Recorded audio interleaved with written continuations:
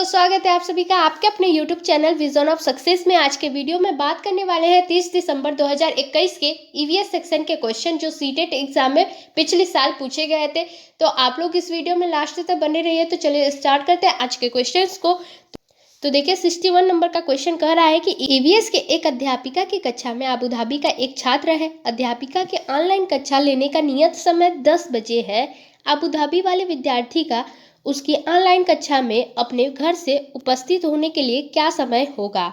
तो यहाँ पे देखिए जो टाइम जोन है अबू धाबी का, तो वो क्या होता है, ग्रीनविच मीन टाइम से क्या है, 4 घंटा है, 4 घंटा आगे है। और जबकि अगर वही इंडिया की बात करें तो जीएमटी से 5.5 घंटे आगे चलती है।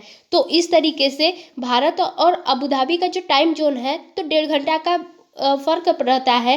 तो यहाँ पर अगर इंडिया में 10 बज रहे हैं तो अबू धाबी में क्या होगा, 8:30 बज रहे हैं। तो यहाँ पे देखिए कोई भी ऑप्शंस न होने की वजह से सबको बोर्ड ने 1 नंबर प्लस में दिया था। तो चलिए अब देख लेते हैं नेक्स्ट क्वेश्चन को।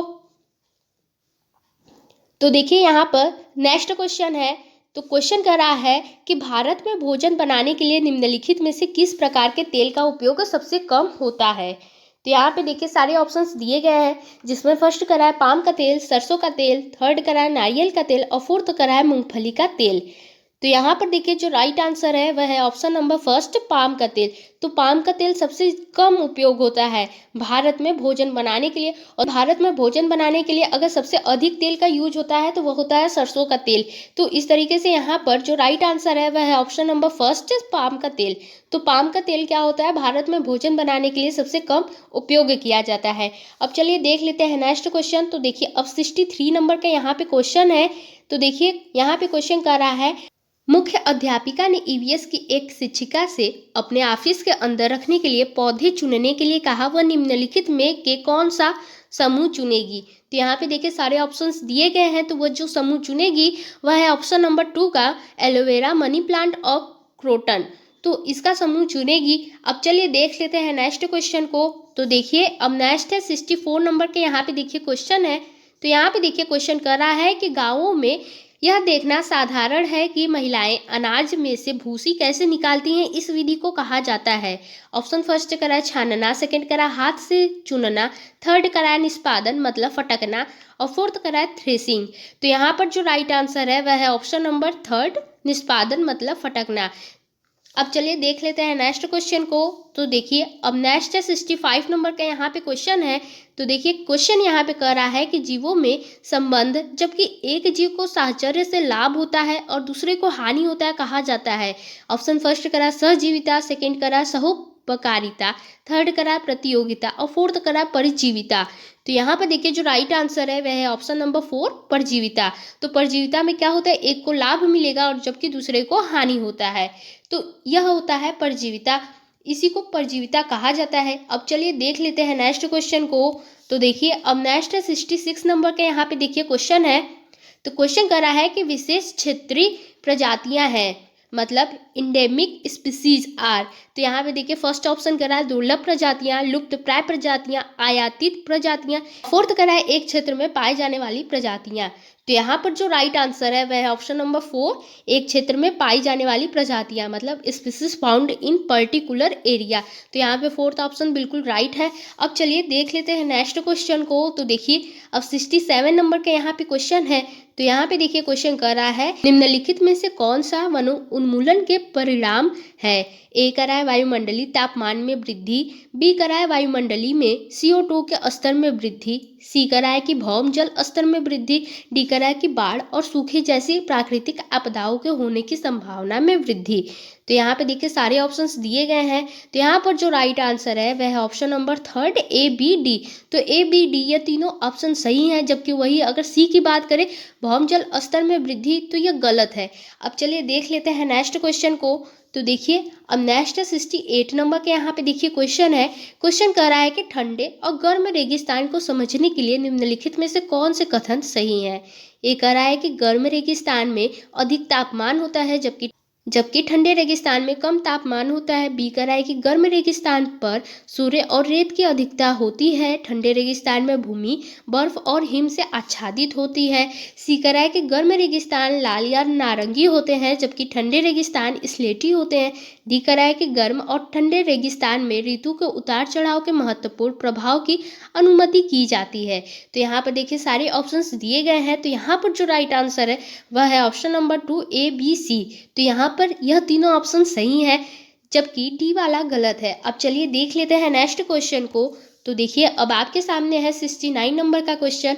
तो यहाँ पे देखिए क्वेश्चन करा है कि वन्य जीवन के संरक्षण के लिए राष्ट्रीय उपवन मतलब पार्क महत्वपूर्ण है। भारत के कौन सा राष्ट्रीय उपवन सबसे पुराना है?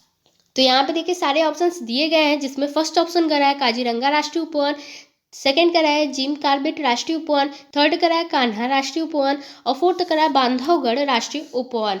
तो यहाँ पर देखिए जो राइट आंसर है वह है ऑप्शन नंबर 2 जिम कॉर्बेट राष्ट्रीय उपवन।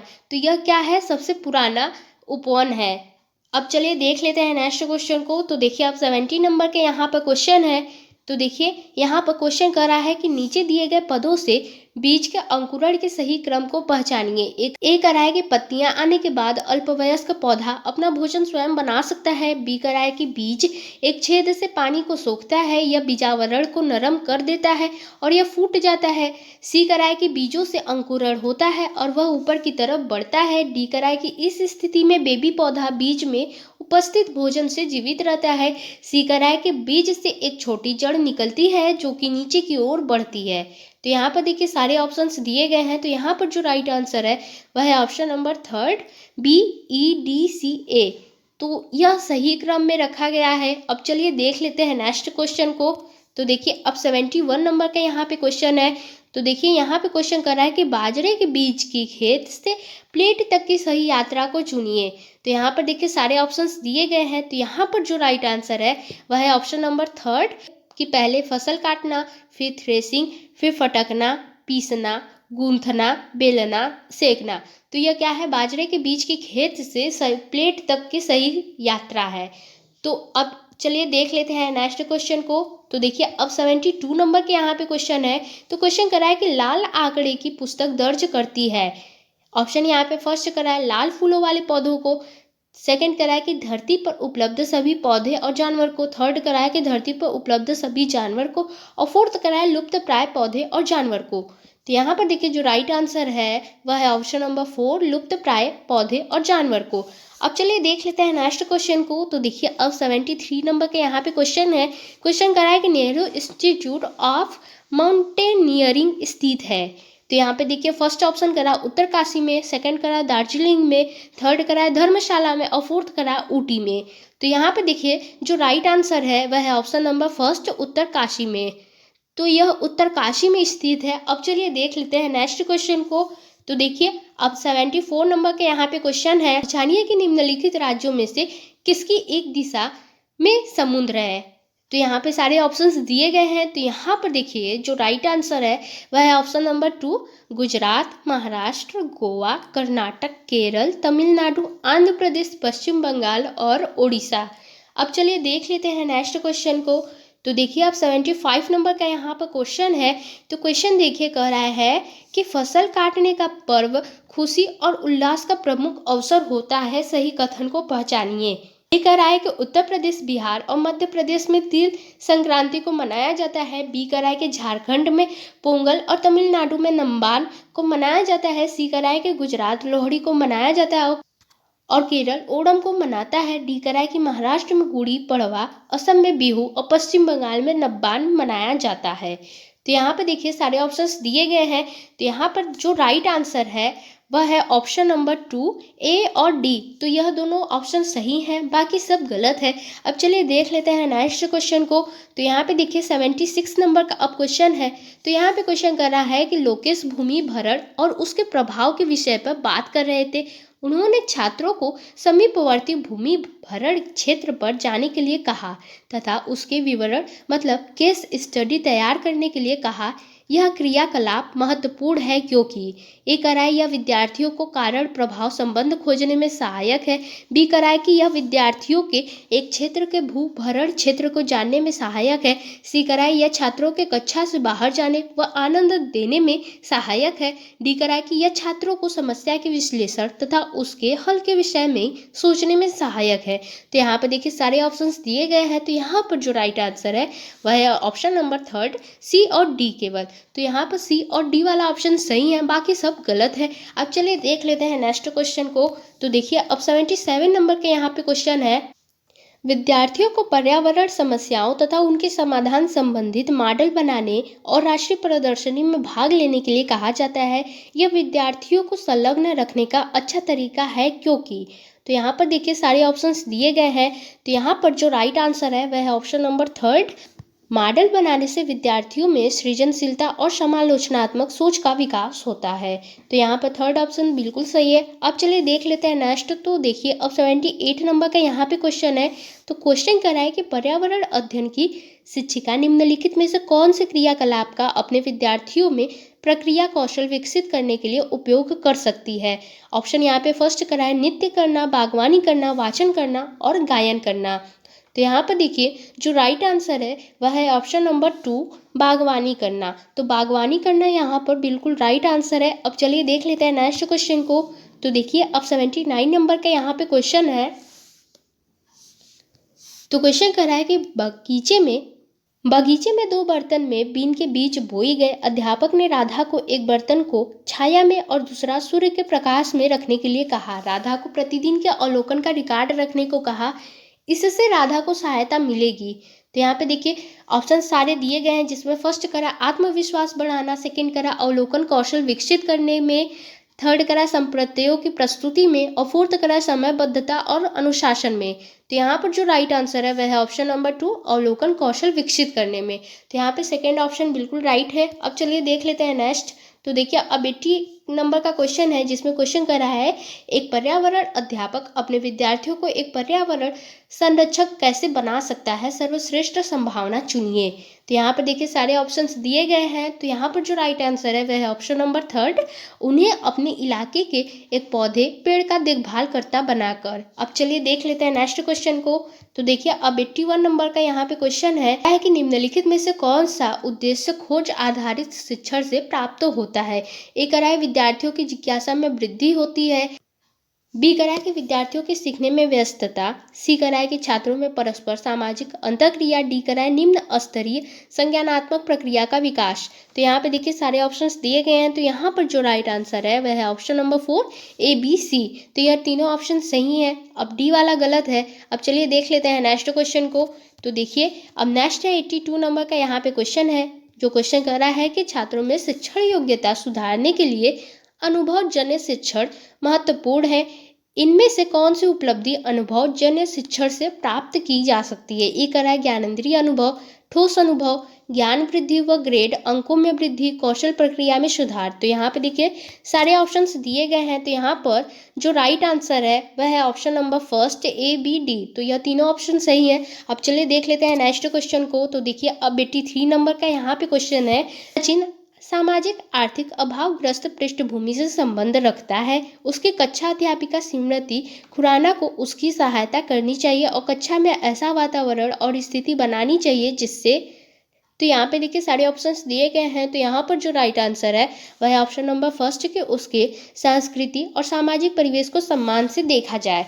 अब चलिए देख लेते हैं नेक्स्ट क्वेश्चन को। तो देखिए अब 84 नंबर का यहाँ पे क्वेश्चन है। तो क्वेश्चन कर रहा है कि निम्नलिखित में से कौन एक पर्यावरण अध्ययन के अध्यापक के लिए ईवीएस कक्षा को प्रभावशाली बनने में सहायक होगा। ए करा है कि विद्यालय का बगीचा, संप्रेषण तकनीकी, सूचना व संप्रेषण तकनीकी, विद्युत उपकरण व टेलीविजन। तो यहाँ पे देखिए सारे ऑप्शंस दिए गए हैं। तो यहाँ पर जो राइट आंसर है वह है ऑप्शन नंबर फर्स्ट, केवल ए और सी। तो यहाँ पे ए और सी वाला ऑप्शन सही है। अब चलिए देख लेते हैं नेक्स्ट।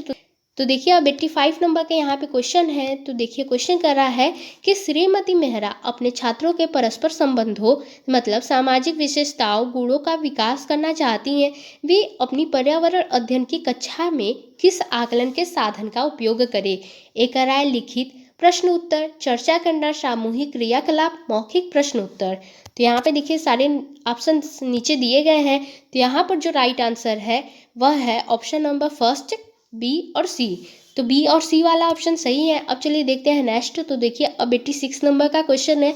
तो क्वेश्चन कह रहा है कि पर्यावरण अध्ययन के अध्यापक श्री मेहरा जी अपनी कक्षा में हमेशा भारत का मानचित्र लेकर जाते हैं क्योंकि।